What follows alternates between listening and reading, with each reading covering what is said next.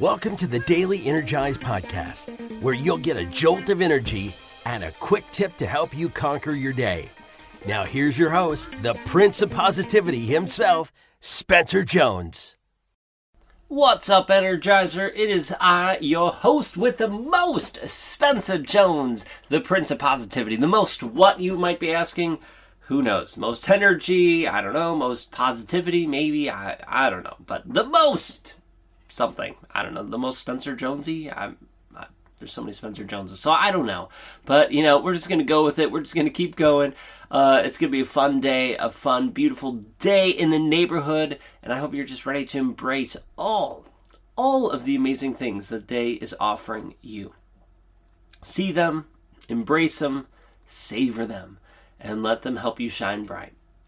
Well, today's episode, sadly, isn't, still, it's a positive, it is, but it's difficult, right? This episode deals with a difficult topic, and we've dealt with difficult topics before. This one isn't going like crazy deep, as some of our episodes have, but it could be a tough one, and that is the paths separate, right? Not everybody who is in your life right now will continue to be in your life. Right? Some people will be in it for a season, right? What's that saying, right? They're in it for a season or a reason or something along those lines. I totally butchered that. But that idea, right?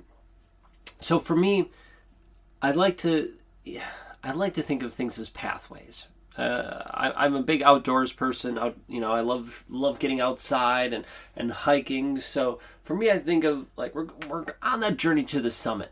And there's always more summits. And we reach one summit, we see another summit, so we go down the mountain, back up to another one, and continue on. But we're always on a path. And that's our pathway. Right? That's our path. And right now, your pathway and mine have crossed. And we're on the same path together. How do I know that we're on the same path? Well, because you're listening to the Daily Energize. And this is one of the things that we do and share to help others on their journey. But this is part of our pathway.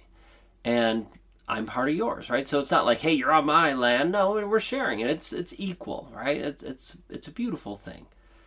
That our paths crossed and are going together in this direction. Now, hopefully we'll be together for a long time and those journeys will keep going. But I do know that at times they might separate. And that's okay. But let's take it away from, the Daily Energize and Jones and Four and the Energizer family and you. Let's go to you and a friend. You have friends in your life. Maybe you've had these friends for a short time. Maybe they're new friends to you. Or maybe they've been friends with you for years, since childhood. Or anywhere in between. It's amazing to have those people in our life. They're there when we need them. They teach us lessons and help support us and help us be at our best at that time. But they're on their own path. And you are on your own path. And sometimes those pathways will come together and be together for the rest of your life. Other times they'll come together and they'll separate.